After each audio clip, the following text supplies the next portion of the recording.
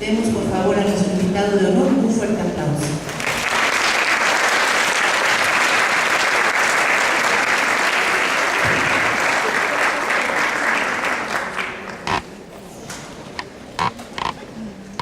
Me permitiré resaltar algunos aspectos trascendentales del currículum de nuestro invitado. El doctor Salvador Moreno López tiene un doctorado en psicología por la Universidad Iberoamericana con mención honorífica, maestría en psicología por la University of Minnesota, maestro de planta en el Departamento de Salud, Psicología y Comunidad en el IPESO de Guadalajara, psicoterapeuta desde el año de 1978. Coordina talleres de formación para profesores y padres de familia, instructor sobre el enfoque corporal del Instituto de Nueva York, consultor en psicología, educación y desarrollo humano. Puestos y actividades trascendentales de nuestro invitado, coordinador de la maestría en psicoterapia desde septiembre de 2004, miembro del Consejo Editorial de la revista Mirada, integrante de la Comisión Académica Dictaminadora para el análisis curricular de los candidatos a conformar al personal docente de la licenciatura en Psicología de la Universidad Michoacana, coordinador de la licenciatura en Psicología en el IPESO de Guadalajara.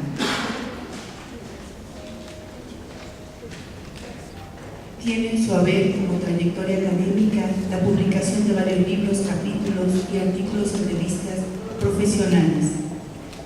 En 1977, aprendizaje y crecimiento en el trabajo docente a través de las relaciones con los estudiantes, enseñanza e investigación en psicología. En 1978, la expansión de la conciencia desde el enfoque centrado en la persona en psicología, métodos y objetivos en el contexto del proceso de enseñanza-aprendizaje del mismo año. En 1979, programa de formación de profesores de la Universidad Iberoamericana. En 1980, la experiencia interna del maestro, un aspecto descuidado en la formación de profesores universitarios. En 1982, algunas interrogantes y problemas con relación al enfoque centrado en la persona. 1983, la educación centrada en la persona. En 1986, la efectividad en la educación del enfoque centrado en la persona y más obras que acompañan la trayectoria brillante de nuestro invitado.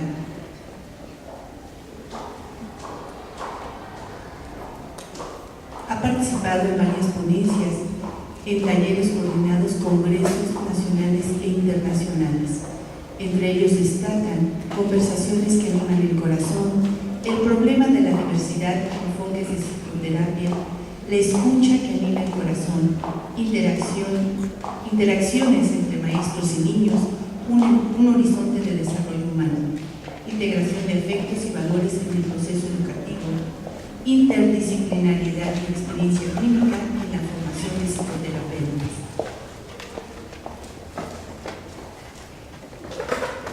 La integración de la afectividad en el proceso educativo, la escucha que anima el corazón, participación en la instalación de la cátedra Martín Caro, conocimiento de uno mismo a través de la conciencia corporal, cómo promover una educación integral, cómo integrar los afectos en el proceso educativo, el aprendizaje basado en la resolución de problemas, una propuesta educativa para la formación del psicólogo. Ha asesorado tesis de diversas índoles, todas centradas en el enfoque de la persona, la psicología y la educación, y ha participado en varias traducciones. Tiene un amplio currículum y considero que eso da muestra de su preparación, entrega y dedicación. Sin más preámbulos, le demos un fuerte aplauso a nuestro invitado, por favor.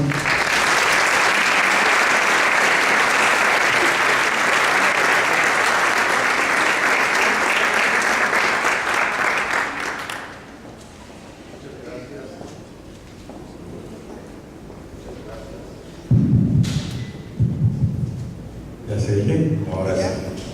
Muchas gracias. Me da mucho gusto estar aquí con ustedes esta mañana para compartir experiencias y reflexiones de algo que para mí ha sido muy importante en relación con mi trayectoria en el campo de la educación. Yo me metí a estudiar psicología porque cuando estaba en la preparatoria me sentía muy descontento, muy insatisfecho. Había cosas que no me gustaban. Y yo me preguntaba por qué todo tenía que ser tan cuadriculado, por qué todo tenía que ser como ya estaba definido, por qué no había posibilidad de hacer las cosas con un sello propio, un estilo propio, por qué no había más espacios para la creatividad y por qué los afectos, los sentimientos y las emociones parecía que tenían que quedarse fuera del proceso educativo. Eso yo no lo entendía y me preguntaba si de veras esa educación en la escuela que a mí me tocó vivir en aquellas épocas, me preguntaba si esa era la única manera o si habría otras formas de cómo hacer lo que a mí me parecía que podría ser una educación más viva, más cercana a la vida, con más sentido, con más creatividad.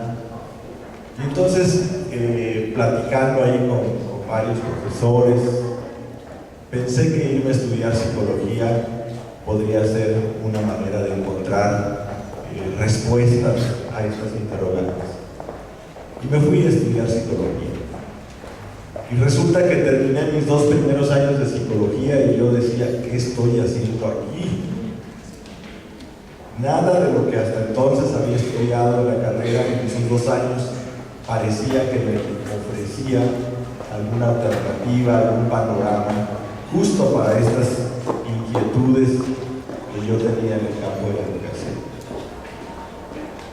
Afortunadamente, al empezar el 3er año de la carrera, me tocó cursar una asignatura que se llamaba Teorías Pedagógicas.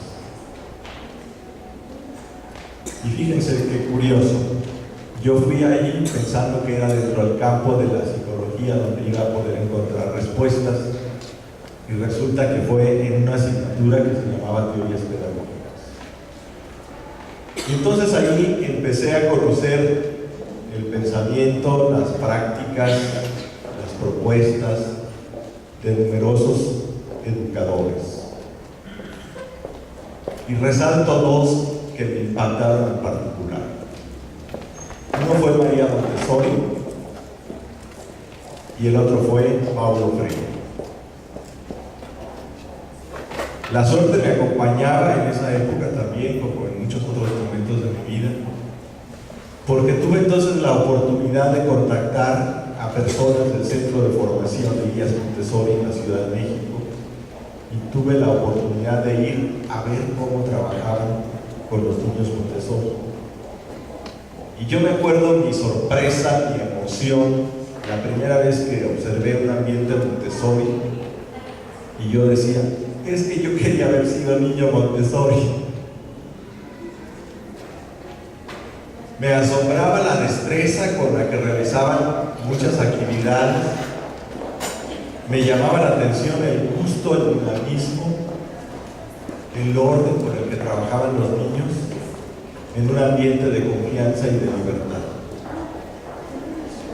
Y entonces eso demostraba ya en los hechos, en la práctica, que sí había alternativas para hacer una actividad educativa más cercana a la vida, más viva.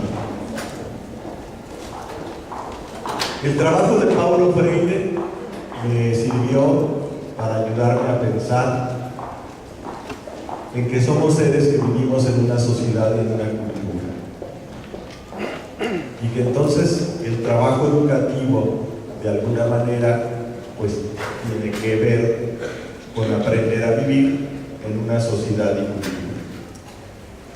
Pero también me mostraba, me ayudaba a ver, me invitaba a reflexionar que en la sociedad y en la cultura en la que vivimos hay varios aspectos que no funcionan bien, y que entonces era parte del compromiso de ser humano trabajar día a día por mejorar dentro de nuestro campo de acción lo que pudiéramos de nuestros entornos inmediatos ir transformando la cultura. Más adelante, ya que había yo identificado que estaban estas posibilidades muy ricas e interesantes, conocí el pensamiento de un psicólogo psicoterapeuta norteamericano llamado Carl Rogers. Carl Rogers publicó en 1969 un libro que se llama La educación centrada, libertad y creatividad en la educación. Y cuando leí este libro de Rogers, entonces también ahí descubrí que desde el campo de la psicología había también toda una serie de aportaciones que podían ser como bien importantes para buscar generar nuevas maneras de trabajar en educación. Y por ahí entonces ya empecé también a ir configurando mi propia práctica educativa para buscar construir desde la práctica nuevas alternativas. Ese ha sido ya ahora el recorrido de muchos años.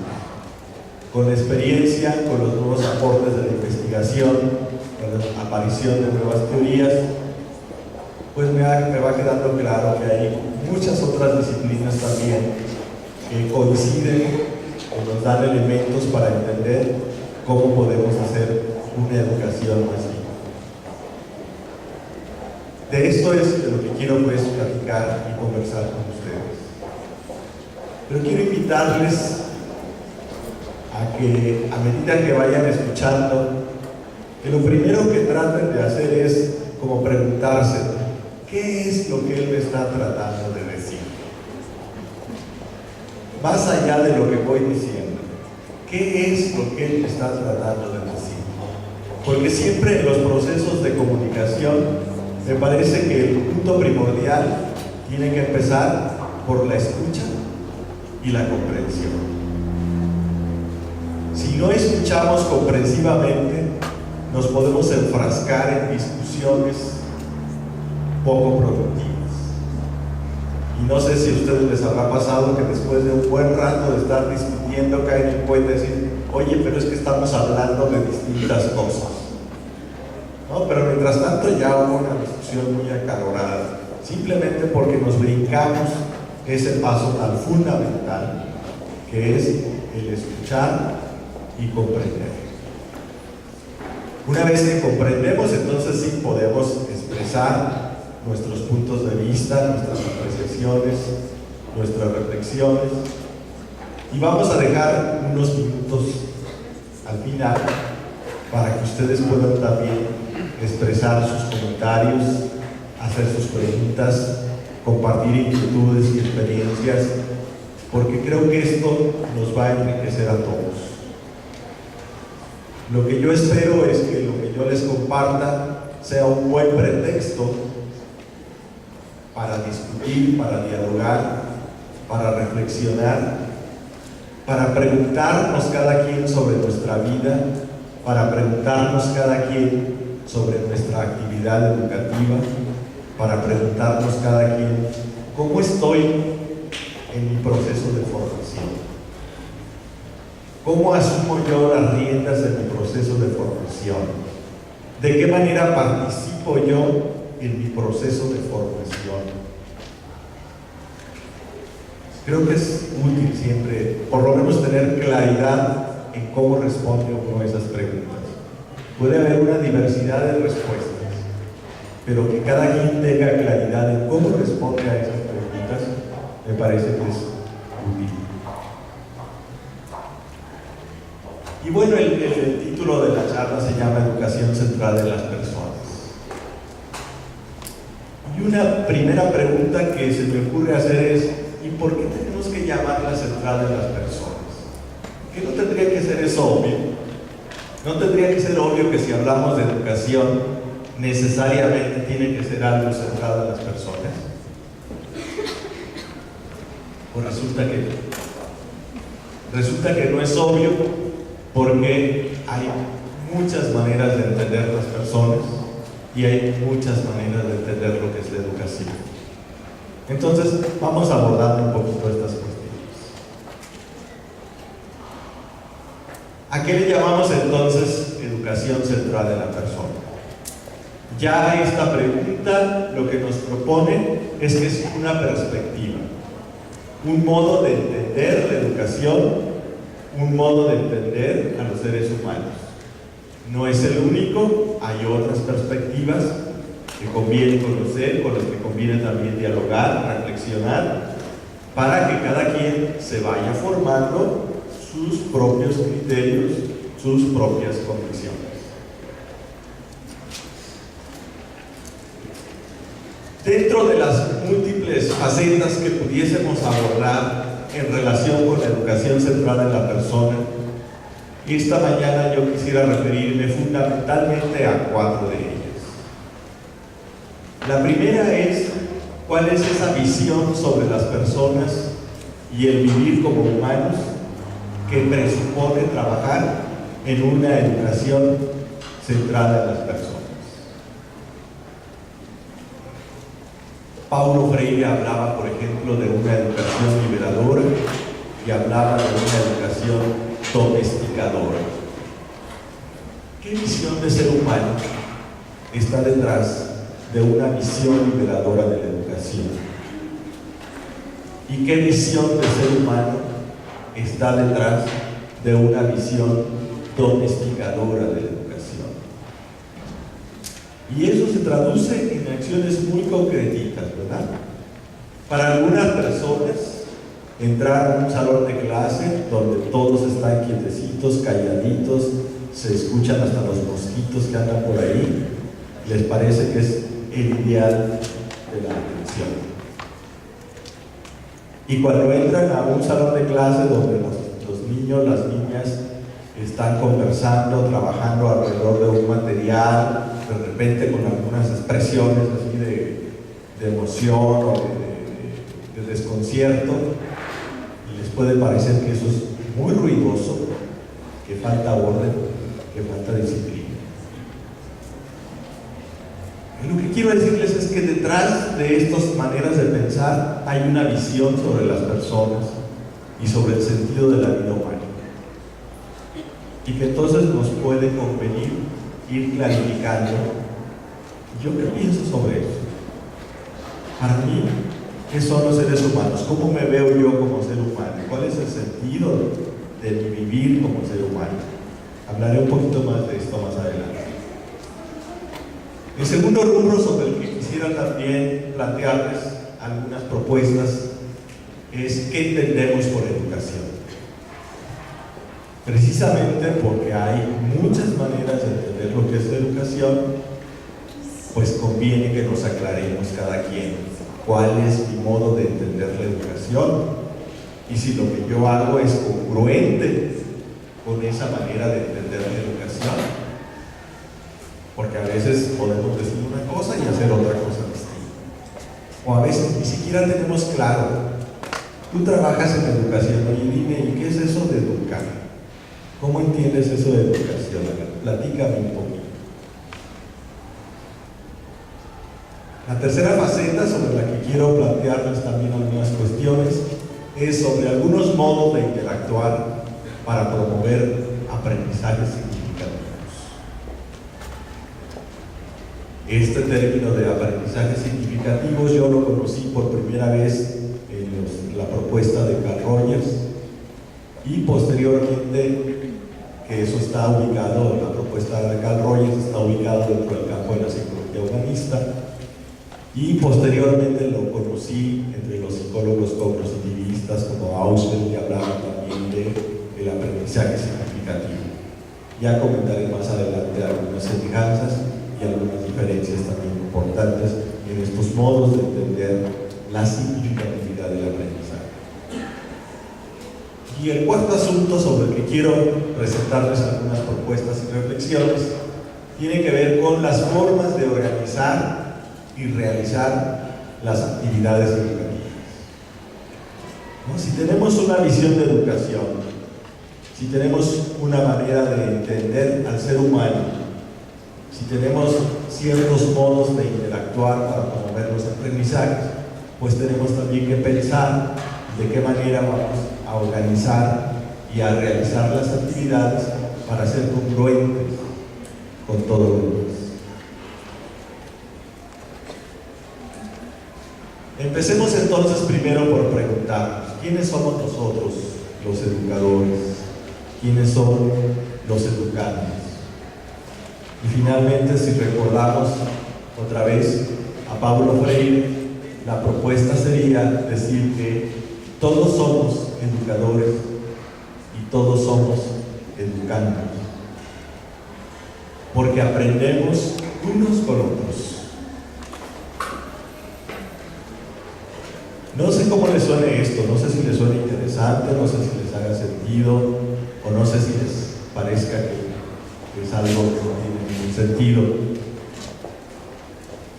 Pero he observado con mucha frecuencia la diferencia que hay, por ejemplo, entre cómo en algunos ambientes a veces los alumnos le ponen atención al profesor, a la profesora, pero cuando hablan los compañeros no les ponen atención. Porque es como si dijeran, y yo de él o yo de ella, ¿qué tengo que aprender? Puede ser que yo hasta sepa más que él.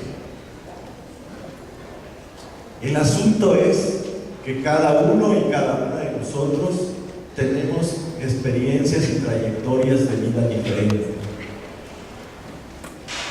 Y esas experiencias y trayectorias de vida diferentes nos dan también conocimientos y aprendizajes distintos. Y si nosotros de veras nos detenemos a escuchar con atención lo que otros dicen, con mucha más frecuencia de la que pensamos, vamos a descubrir que ahí hay algo novedoso para mí, que están apuntando a algo nuevo en lo que yo no me había fijado, que están haciendo una reflexión que a mí no se me había ocurrido, y que entonces al escucharla me enriquezco, aprendo más. ¿Qué puede ser que se cuele en este tipo de juicios o apreciaciones?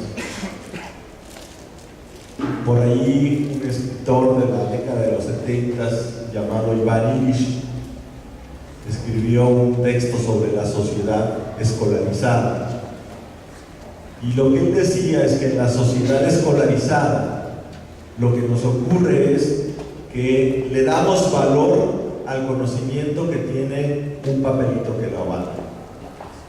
Pero aquel conocimiento que no tiene un papelito que lo avala, no le damos valor. El asunto es que luego eso lo llevamos al extremo y acabamos dándole valor al papelito y ya casi que ni nos preocupamos si de veras hay un conocimiento que lo respalde o no. La propuesta de Iván Illich era: reconozcamos el valor de los distintos modos de conocimiento. Aprendemos en todos los momentos de nuestra vida, no solo en la escuela, en la calle, en la vida cotidiana, en la familia, con los amigos, mientras vamos de un lugar a otro, lo que vamos observando, lo que vamos escuchando, ahí vamos aprendiendo. La invitación es entonces a darle valor a todos esos conocimientos adquiridos con nuestras trayectorias y experiencias de vida. Y por lo tanto la invitación es como a mostrarnos quizá más interesados en escuchar a los demás, en buscar entender sus puntos de vista. Lo que dice de repente me suena absurdo, pero puedo preguntarme por qué dice lo que dice esta persona. ¿Qué experiencias de vida habrá tenido? ¿Qué reflexiones habrá hecho para decir lo que dice? Y cuando tengo la oportunidad de conocer estas experiencias de la persona y estas reflexiones que se ha hecho, voy a empezar a entender que hace sentido lo que ella dice. Puedo estar o no de acuerdo, ese es otro aspecto. Pero el asunto, insisto, primero es entender la expresión del otro desde su perspectiva de vida, para entonces sí poder platicar, decir si estoy de acuerdo, no estoy de acuerdo, o en esto coincidimos, en esto no. Un primer aspecto que quiero señalar como característica de quiénes somos los educadores mexicanos es que somos interacción.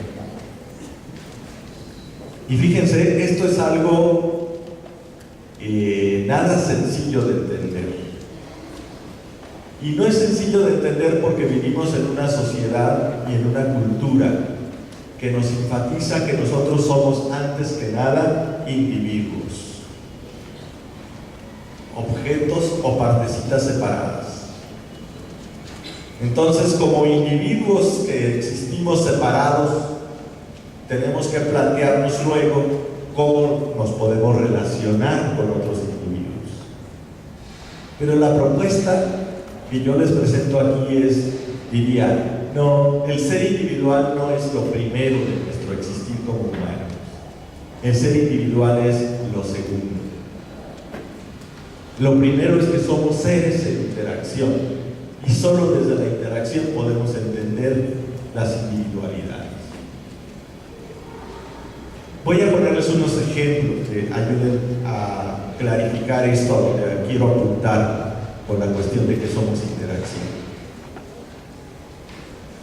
Les invito a que imaginen ustedes viviendo sin oxígeno.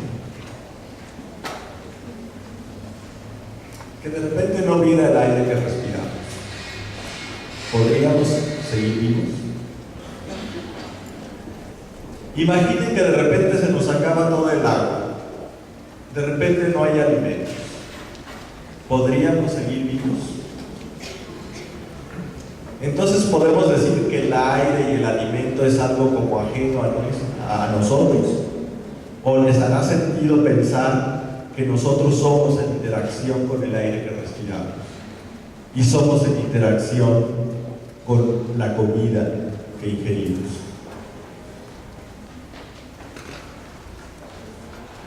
Si lo viéramos y nos sintiéramos de esta manera, creo que entonces tal vez podríamos poner más atención a la calidad del aire que respiramos y a la calidad de los alimentos que comemos.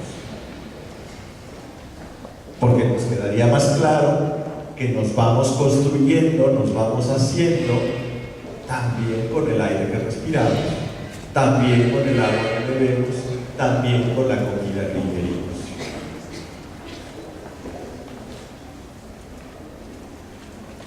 Imagínense qué pasaría con un bebé que no tuviera contacto humano. Por ahí en la historia hay algunos casos que se cuentan, ¿no?, de niños que fueron abandonados en el bosque y que lograron de alguna manera sobrevivir. Sin embargo, el desarrollo que tuvieron no podemos llamarlo precisamente que fue un desarrollo humano. Porque, por ejemplo, no desarrollaron el lenguaje, no desarrollaron el pensamiento, características fundamentales de ser humano. Entonces, esa es la interacción con otros. De hecho, desde el seno materno es interacción, somos interacción con la madre. Pero aún al nacer, seguimos siendo fundamentalmente interacción con otros. El cuidado que otros tienen para nosotros, cómo nos tratan, cómo nos abrazan o cómo no nos abrazan, cómo nos hablan o cómo no nos hablan, cómo nos alimentan, todo eso influye en cómo vamos creciendo, lo que vamos aprendiendo y lo que vamos siendo. No tenemos todavía palabras, sin embargo, en nuestro cuerpo se van quedando grabadas las memorias de estos modos de interacción con todas estas personas significativas. Y a medida que vamos creciendo, esos aprendizajes de los primeros meses y de los primeros años de vida van a seguir influyendo en nuestros modos de relación con los demás. Entonces, aquí tenemos pues esta perspectiva de, en lugar de vernos como seres individuales, nos podamos ver como seres en interacción. Y podemos decir entonces también que nos podemos